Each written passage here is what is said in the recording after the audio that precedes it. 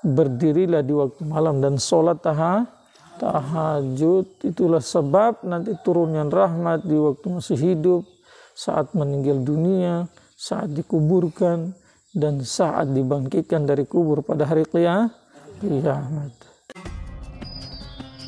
Muhammad nabina binuru hadina min Makkah min nuru satal Madinah. Assalamualaikum warahmatullahi wabarakatuh. Waalaikumsalam warahmatullahi wabarakatuh. Ahmaduhu wa nusalli ala rasulil karim. Amma ba'd. Pembahasan kita kali ini insyaallah yang berkaitan dengan sholat tahajud. Sholat yang diwajibkan dalam Islam ada 5. Selain sholat 5 waktu, maka ada sholat-sholat sunnah yang sangat dianjurkan, sangat ditekankan. Di antaranya sholat tahajud. Sebelum turunnya sholat 5 waktu, maka Allah subhanahu wa ta'ala telah mewajibkan sholat tahajud ke atas Nabi kita Muhammad sallallahu alaihi wasallam. Setelah turun sholat 5 waktu, setelah Allah perintahkan untuk mengerjakan sholat 5 waktu, setelah itu maka para ulama berbeda pendapat. Ada yang berpendapat bahwa kewajiban sholat tahajud ke atas Nabi Muhammad SAW masih ada. Sebagian ulama lagi berpendapat bahwa kewajibannya sudah tidak ada. Yang ada hanya kesunahan. Ini sunnah yang sangat dianjurkan. Pertanyaan, kenapa sholat tahajud sangat dianjurkan? Apa sih kelebihan-kelebihannya itu? Apa keuntungannya? Maka mengenai kelebihan sholat tahajud telah Allah jelaskan lewat Al-Quran maupun lewat hadis-hadis Nabi Sallallahu Alaihi Wasallam. Di dalam Al-Quran surat Muzammil awal-awal Allah sampaikan, inna sanulqi alaika qawlan saqila. Sesungguhnya kami akan menurunkan ke atas kamu ucapan yang berat. Inna nasyi'atal laili hiya asyaddu wata'aw wa aqwamu qila. Sesungguhnya bangun di waktu malam akan menguatkan jiwa. Dan wa aqwamu qila, apa-apa yang diucapkan, apa-apa yang dibaca di waktu tahajud itu sangat berkesan di hati. Baca Al-Quran, berzikir, kemudian berdoa, memohon ampun di saat itu sangat berkesan di hati. Kenapa? Karena saat itu waktu yang sangat sunyi, waktu yang sangat sepi. Umumnya orang-orang saat itu dalam keadaan tidur. Maka apabila seorang bangun di waktu itu untuk mengerjakan sholat tahajud, di dalam sholat tahajud dia membaca Al-Quran, setelah itu dia berzikir, beristighfar, berdoa, maka apa-apa yang dia sampaikan saat itu, yang dia ucapkan saat itu akan sangat berkesan di dalam hati. Dan ini akan menjadi bekal bagi dia di siang hari. Innalaka fin nahari sabahan tawila. Sesungguhnya bagi kamu di siang hari renang yang panjang. Jadi renang di Makkah itu di zaman Nabi, seumur-umur Nabi Sallallahu Alaihi Wasallam, Nabi tidak pernah berenang. Tetapi karena Allah sampaikan dalam Al-Quran itu, innalaka fin nahari sabahan tawila. Sesungguhnya bagi kamu di malam hari ada renang yang panjang. Maka ulama jelaskan yang dimaksud dengan renang yang panjang adalah berdakwah. sebagaimana orang renang kalau berhenti di saat berenang itu berhenti, maka dia tidak akan maju dan kemungkinan juga bisa lemas dan tenggelam, umumnya begitu. Maka orang yang berdakwah juga tidak boleh berhenti, harus istiqomah, terus berdakwah, berbuat baik, ajak orang untuk kebaikan, kemudian tinggalkan dosa, ajak orang untuk tinggalkan dosa, kemaksiatan, supaya ucapan di siang hari berkesan itu. Maka sholat tahajud, kemudian bacaan Al-Quran di waktu tahajud, zikir istighfar di waktu tahajud, doa di waktu tahajud, ini akan berkesan di hati, dan apa yang disampaikan di waktu siang akan menjadi semakin kuat. Sebab sholat tahajud. Juga di dalam surat Al-Imran, fadilah sholat tahajud. Ya Allah sifati orang-orang yang beristighfar di waktu malam. Allah sampaikan mereka adalah orang beriman. Alladzina yaquluna Rabbana innana amanna. Orang-orang yang berkata, wahai Tuhan kami, sesungguhnya kami telah beriman. Faghfir lana dzunubana wa qina adzabannar.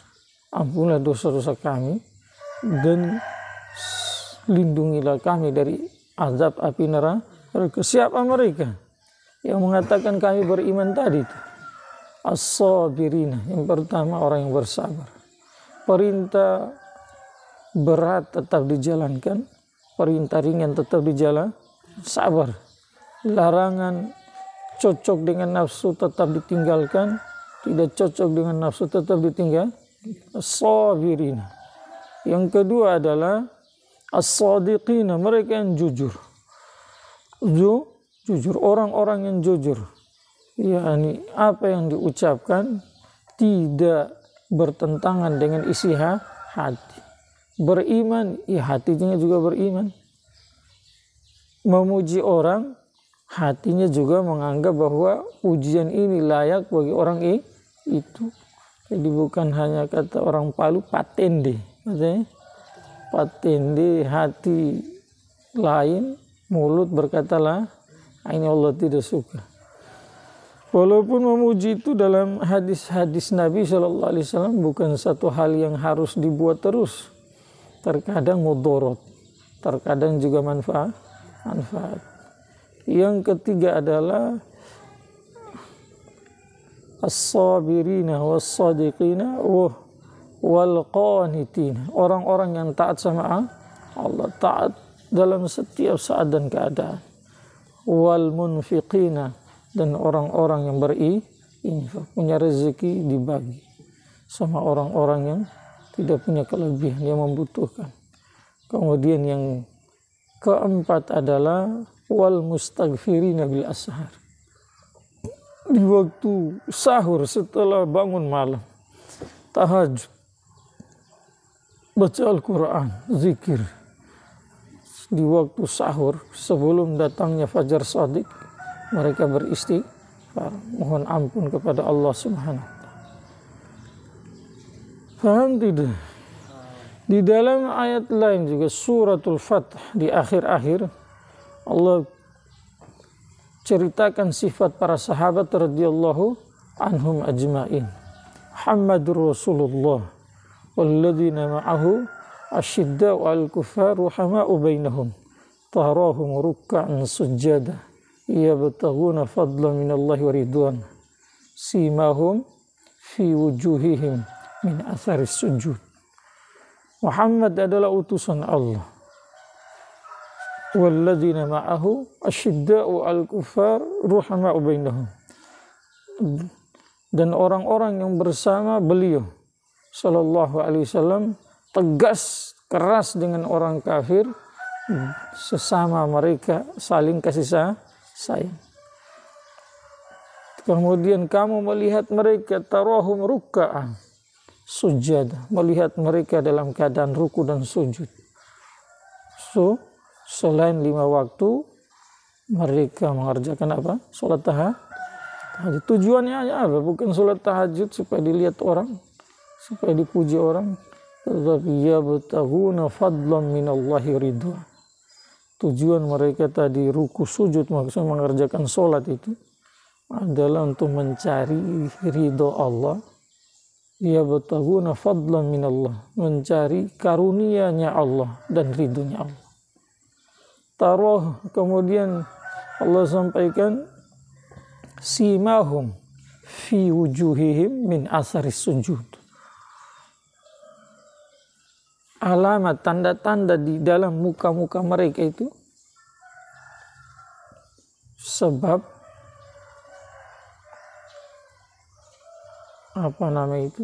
simahum fi wujuhihim min asaris sujud, sebab kesan daripada sujud. Maka ulama menjelaskan simahum, bukan simahum itu jidat hitam lebar-lebar di sini. Paham tidak? Tidak. Tetapi simahum fi wujuhihim min athari sujud, maksudnya muka mereka bercahaya. Karena ketakutan yang hakiki yang ada dalam hati, kekhusyuan hakiki ada dalam hati. Yang berikutnya niat yang betul dan keikhlasan, maka cahaya yang ada di dalam hati itu dinampakkan oleh Allah lewat muka-muka mereka. Paham tidak?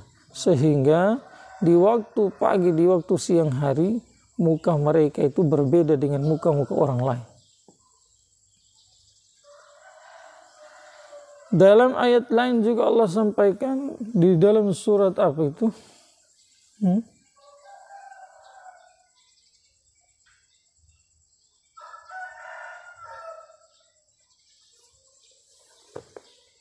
Surat apa itu? Suratul Zariyat. Suratul Innal muttaqina fi jannati wa uyun akhidhina bima atahum rabbuhum innahum kanu qabla zalika muhsinin kanu qalilan minal laili mahja'un wa bil ashari hum yastaghfirun. Allah sifati orang-orang yang bertakwa. Sungguhnya orang bertakwa nanti kelak pada hari kiamat mereka berada di dalam taman-taman yang indah dan mata-mata air. Dalam keadaan mereka mengambil nikmat yang dikasih oleh Tuhan mereka. Mereka di dunia sebelumnya itu berbuat baik. Tidur malam sedikit dan di waktu sahur mereka beristighfar. Setelah sholat tahajud, tadi sudah saya jelaskan, di akhir-akhir mereka beristighfar, mohon ampun kepada Allah. Begitulah fadilah keuntungan orang-orang, keuntungan bagi orang-orang yang mengerjakan sholat tahajud. Musibahnya juga sedikit yang dijelaskan dalam Al-Quran. Sementara dalam hadis Nabi SAW sangat banyak. Di antaranya Nabi SAW satu ketika annahu dzukira indahu rajulun yanamu kullal laili hatta yusbiha faqala dzalika rajulun bala syaitanu fi uzuni. Satu ketika ada orang yang menceritakan mengenai seorang laki-laki di sisi Rasulullah SAW. Apa yang orang itu ceritakan, ada seorang laki-laki tidur malam sampai subuh. Tidur malam sampai, setiap malam tidur sampai subuh. Paham tidak? Maka Rasulullah SAW bersabda, "Dzaka rajulun bala syaitan fi udhuni." Itu orang, syaitan telah kencing di telinga. Ada orang yang tidak bangun tahajud itu tanpa udzur syar'i. Maka berarti tiap malam tidak bangun. Berarti syaitan kencing di telinga. Kalau ada yang menyangga, ada kawanku saya lihat tiap malam tidur sampai sholat subuh baru bangun. Tidak ada lihat juga basah-basah di telinganya. Dari mana setan kencing? Maka ini namanya mu'jizat. Paham tidak? Orang beriman ya apa yang disabdakan oleh Nabi SAW ke dalam bahasa Urdu disebut bindeke iman lahi, tanpa melihat kalau dilihat baru beriman itu bukan beriman namanya. Terkadang Allah nampakkan apa yang disabdakan oleh Rasul itu Allah nampak. Akan seperti contoh ada yang sahabat dengan Nabi SAW sedang makan, maka terlihat terdengar oleh sahabat tasbihnya itu roti. Umumnya setiap makanan, setiap apa-apa itu kan bertasbih. Wa in min syai'in illa yusabbihu bihamdihi walakin la tafqahuna tasbihah. Kamu dengar ini kita bertasbih? Dengar tidak? Kamu dengar ini meja bertasbih? Kamu dengar kucing bertasbih? Mana kucing itu? Kamu dengar ini kipas bertasbih? Tidak. Tetapi Allah telah berfirman setiap sesuatu, tidak ada sesuatu kecuali bertasbih. Maka sebagai orang beriman wajib mengiman. Tidak boleh banyak pokoknya mengerti, tidak mengerti, dilihat, tidak dilihat. Apa yang disampaikan oleh Allah, apa yang disampaikan oleh Rasulullah wajib diimani. Maka sama juga yang disabdakan oleh Nabi SAW. Wajib kita imani. Dalam hadis lain Nabi SAW bersabda, raka'atan yarka'uhumul abdu fi jawfil laili khairul lahum minad dunya fiha walau la an asyqa ala ummati la faradtuha alaihim. Nabi SAW bersabda 2 rakaat yang dikerjakan oleh seorang hamba di tengah malam, yakni di waktu sholat tahajud, lebih baik untuknya daripada dunia dan seisinya. Emas, perak, semua itu tidak ada apa-apanya. Semua akan tinggal, akan dihancurkan saat hari kiamat. Kalaupun ada yang miliki, misalkan tidak ada yang bisa miliki itu. Kalau ada yang memilikinya, maka jelas-jelas 2 saja. Bisa diambil sebelum meninggal dunia, atau dia meninggal dunia duluan. Jadi tidak dimiliki selama-lamanya. Sementara 2 rakaat sholat tahajud, pahalanya banyak, keberkahannya itu nanti turun di dunia sebab sholat tahajud tadi, dan nanti pahalanya akan dibawa ke akhirat. Selanjutnya Nabi bersabda, laula an asyqa ala ummati la faradtuhum huma alaihim. Seandainya saya tidak takut berat ke atas umatku, maka saya pasti akan wajibkan itu 2 rakaat minimal. Bukan berarti sholat tahajud itu hanya 2 rakaat. Minimal 2 rakaat itu saya akan wajibkan ke atas mereka. Jumlah sholat tahajud berapa rakaat? Ya seminim-minim 2 rakaat. Dalam mazhab Imam Abu Hanifah maksimal 8 rakaat. Sementara dalam mazhab Syafi'i tidak ada batasannya itu. Mau 8, mau 10, mau 12, mau 20. Paham tidak? Dalam hadis lain juga Nabi bersabda sallallahu alaihi wasallam, inna minal laili sa'atan la yuwafiquha 'abdun muslim yas'alullaha ta'ala khairan illa atahu iyah. Di waktu malam ada satu waktu yang kalau seorang hamba muslim bangun di waktu malam dan berpapasan dengan waktu itu terus meminta dari Allah kebaikan, maka Allah akan memberikan apa yang telah dia minta itu.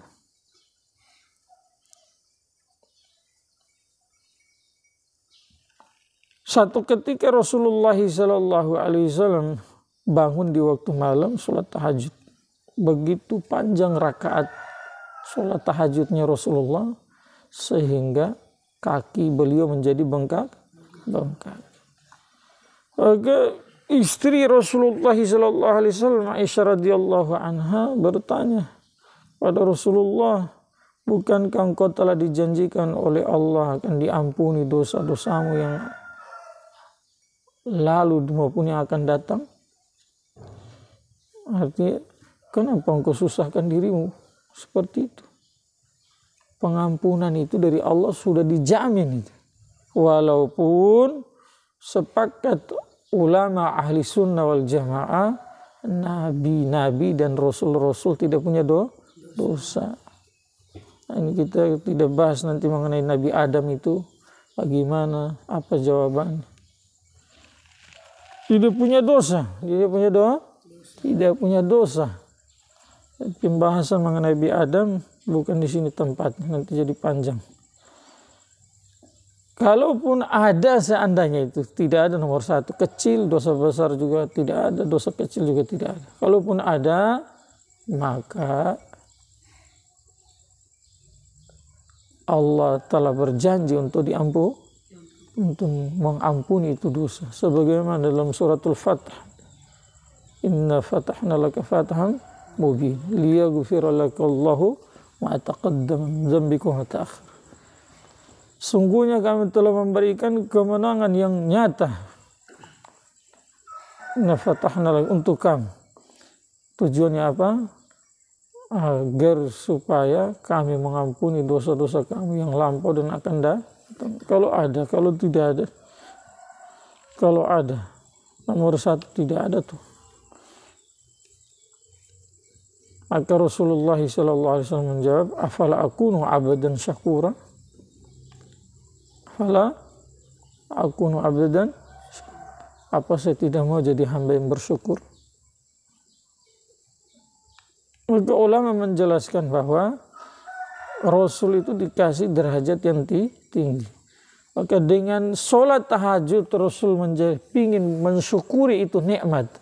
Berarti dengan bersyukur itu derajat Rasul akan ditambah oleh Allah. Karena sudah konsepnya Allah lewat Al-Quran. La in syakartum la azidannakum. Kamu bersyukur, maka pasti dan pasti saya tambah nikmat. Kalau kamu bersyukur.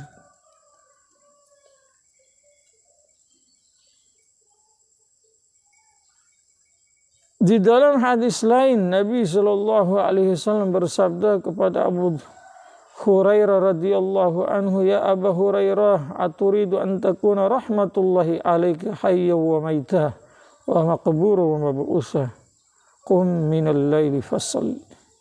Wahai Abu Hurairah, kamu ingin rahmat Allah turun ke atas kamu di waktu hidup dan meninggal, dan di waktu kamu dikuburkan dan dibangkitkan dari kubur pada hari kiamat. Berdirilah di waktu malam dan sholat tahajud. Itulah sebab nanti turunnya rahmat di waktu masih hidup, saat meninggal dunia, saat dikuburkan, dan saat dibangkitkan dari kubur pada hari kiamat. Rasulullah SAW juga bersabda bahwa alaikum biqiyamil lail fa innahu da'bus salihin qablakum. Harus lazim ke atas kamu untuk menjaga sholat tahajud. Kenapa? Karena sholat tahajud adalah syiar, adalah kebiasaan orang-orang soleh sebelum kamu. Kalau kita ikuti orang-orang yang soleh, berarti nanti Allah golongkan kita dari orang soleh. Paham tidak? Fa inna qiyamal laili qurbatun ila Allah azza wa jalla. Karena sesungguhnya berdiri untuk mengerjakan sholat di waktu malam, yakni sholat tahajud, menjadi sebab orang itu dekat kepada Allah. Wa takfirul lidzunub, dan menjadi sebab dosa-dosa diampuni. Wa matradatul liddai anil jasad, dan jadi sebab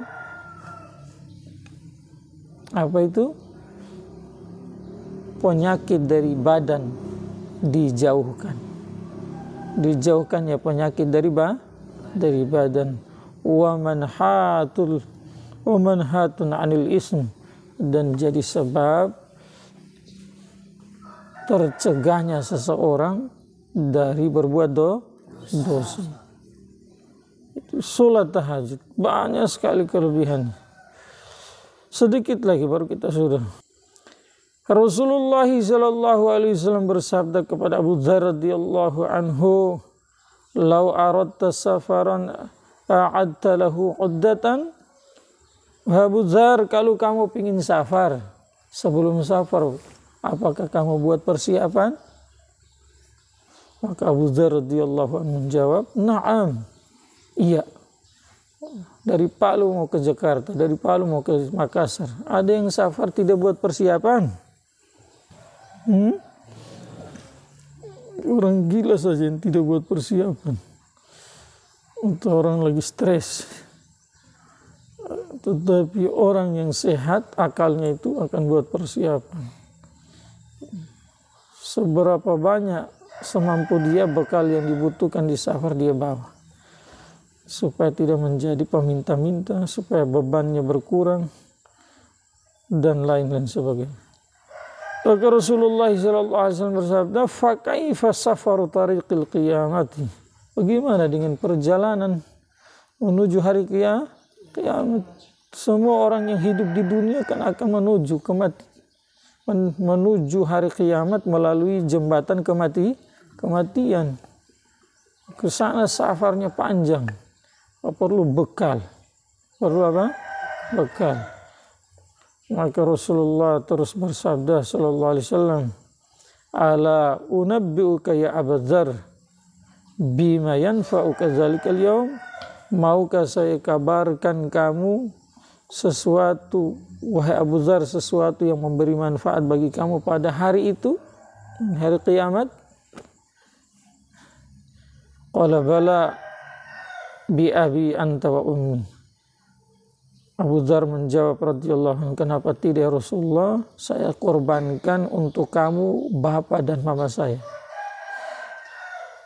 Terus Rasulullah bersabda sallallahu alaihi wasallam, "Sum yawman syadidil har liyaumin nusyur."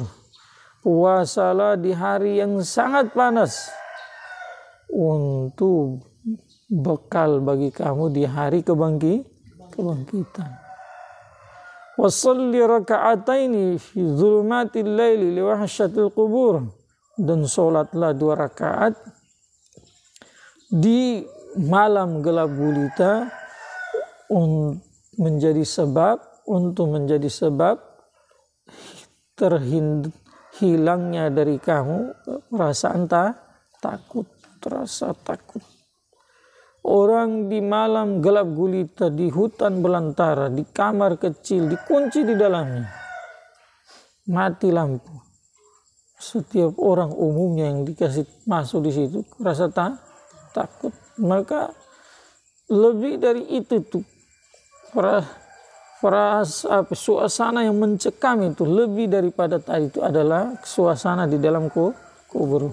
Maka untuk menghilangkan itu perasaan takut dari suasana yang mencekamkan di dalam kubur, resep yang sangat mudah dari Rasulullah SAW adalah sholat tahajud. Bangun sholat tahajud minimal 2 rakaat. Hujjatan atau hajjatan li'idha'imil umur. Dan berhajilah kamu, itu menjadi sebab untuk kamu mampu menjalankan perintah yang besar-besar. Wa tasaddaq bi sadaqatin ala miskinin aw kalimatin haqqin taquluha aw kalimatin syarrin taskunu anha.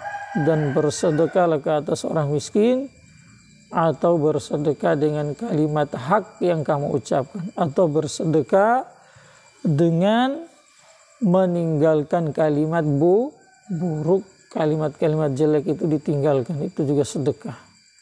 Sama dengan orang berbicara baik, itu merupakan sedekah dari Allah untuk dia, artinya dia akan dapat pahala sedekah. Begitu pula orang yang tinggalkan kata-kata kotor, ini juga sedekah dari Allah untuk dia akan mendapatkan pahala sedekah dari Allah Subhanahu wa ta'ala. Satu lagi baru sudah. Wa qala sallallahu alaihi wasallam, rahimallahu rajulan qama minal laili fasalla summa ayqadha imra'atahu fasallat fa in abad nadhaha fi wajhiha al-ma. Semoga Allah merahmati seorang laki-laki yang bangun di waktu malam dan sholat tahajud. Kemudian dia bangunkan istrinya. Bangunkan apa? Istrinya untuk sholat tahajud. Paham tidak? Fasallat. Dan istrinya sholat. Fa'in abad, kalau istrinya saat dibangunkan tidak mau bangun, maka dia ambil air, tangan jari-jari baru dikasih percikan. Tidak. Si bangun. Makanya santri juga kalau ada yang tidak bangun, Abbas, si bangun, seperti muka-mukanya dipercikan dengan air tadi.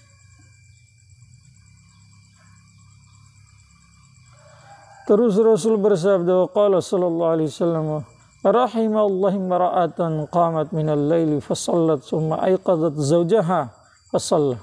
Semoga Allah merahmati seorang wanita yang bangun di waktu malam salat tahajud, bangun di waktu malam, kemudian salat tahajud, kemudian dia bangunkan suaminya dan suaminya salat tahajud.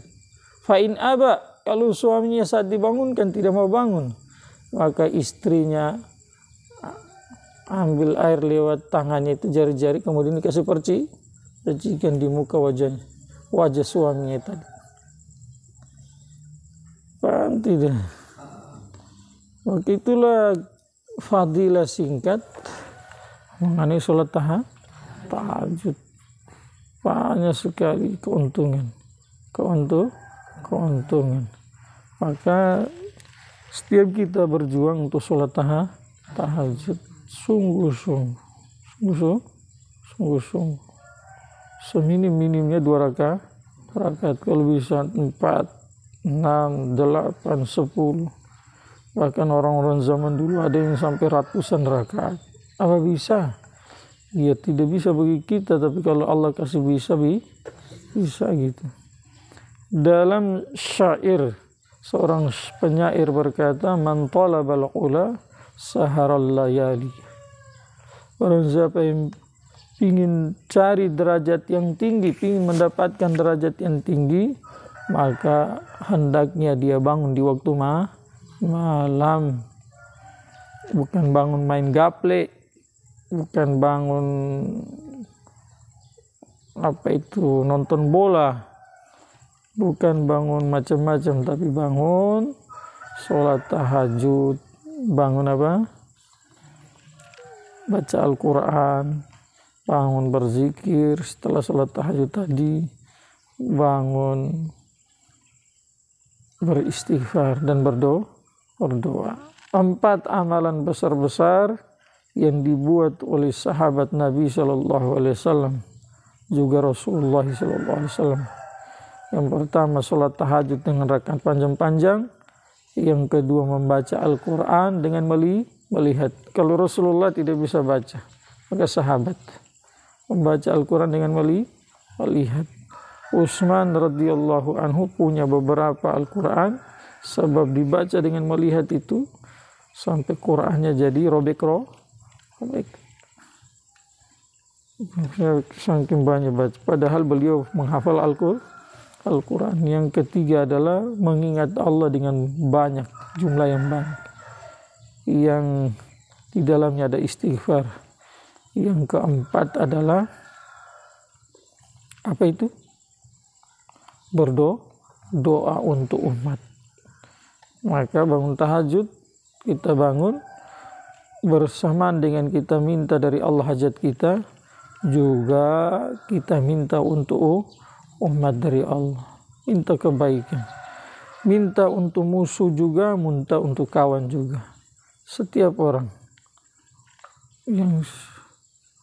yang suka sama kita ataupun yang benci sama kita, kita minta di waktu tahajud untuk mereka. Semoga bermanfaat. Subhanallah bihamdihi, subhanallah bihamdihi.